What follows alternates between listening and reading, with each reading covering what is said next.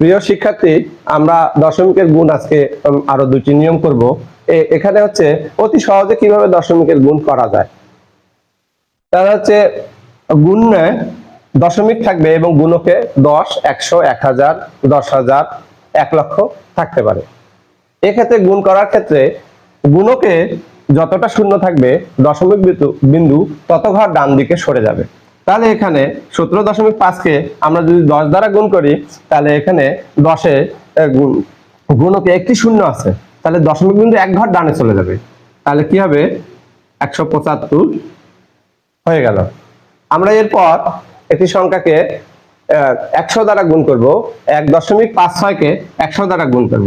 তাহলে দশমিক বিন্দু কত ঘর ডানে চলে যাবে? এখানে 2টা শূন্য আছে, 2 ঘর ডানে চলে যাবে। তাহলে আমরা এখানে লিখবো 1, 5, 6। আরেকটা উদাহরণ আমরা দিতে পারি। দেখা যাচ্ছে যে 1.5 গুণ 1000।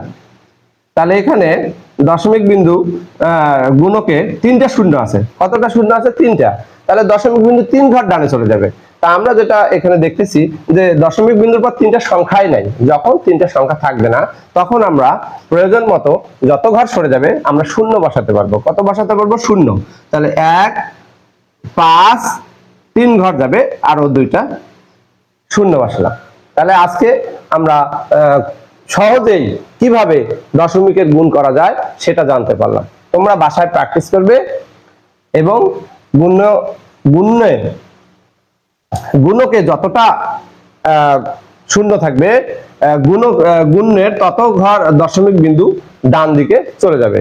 তার মানে আমাদের এখানে 3টা শূন্য আছে, তাহলে দশমিক বিন্দু 3 ঘর ডানে যাবে। 3 ঘর যেতে যেয়ে দেখা যাচ্ছে যে এখানে একটা 5, এরপর তার সংখ্যা নাই। তখন আমরা কি করব? আমাদের প্রয়োজন মতো শূন্য বসাবো। তোমাদের যদি ভালো লাগে তাহলে শেয়ার করবে, কমেন্ট করবে। আমরা পরবর্তীতে দশমিকের ভাগ নিয়ে আসবো। ধন্যবাদ সবাইকে।